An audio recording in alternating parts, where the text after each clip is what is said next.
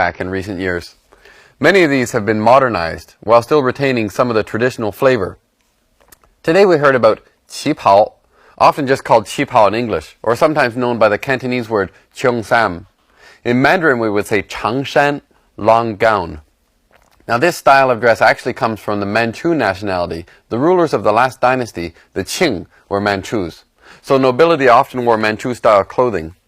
The qi pao is a one-piece dress with a high neck. It's usually fairly tight-fitting with a slit up one or both sides. Of course, there are many variations, but this is a very elegant, feminine gown. Another style we heard about today was the tangzhuang. It's a little bit like the zhongshan, a Chinese tunic suit, often referred to in English as a Mao suit. Zhongshan refers to Sun Yat-sen, in Chinese Sun Zhongshan, who founded the Republic of China in 1911. In the West, this suit is perhaps called the Mao suit because it became the most popular form of dress after the founding of the People's Republic of China in 1949. But the tangzhuang is slightly different. Tangzhuang are usually made with silk and have traditional Chinese patterns. They're much more fancy and stylish than the plain zhongshan. Again, there are many variations on this style.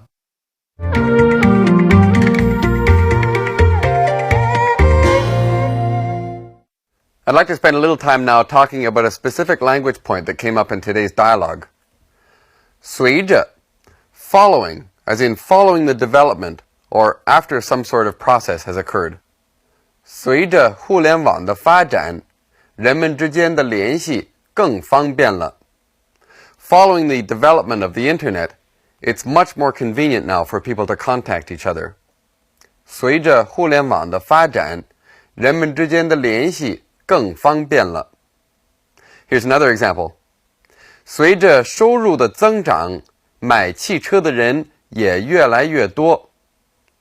As people's income increases, more and more people are buying cars.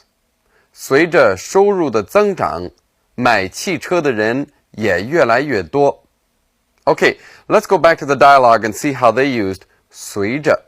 现在的旗袍已经和以前大不一样了，袖子、领子、肩、下摆都发生了变化。啊，我明白了。其实，随着人们生活的改变，服装的样式也会发生变化。你说的太对了。不过不管怎么变，中式服装还是有自己的特点。Now let's look at some of the grammatical patterns in today's dialogue and do substitution exercises. 多少 something 点儿. This indicates that no matter how much there is, at least there's a minimum amount.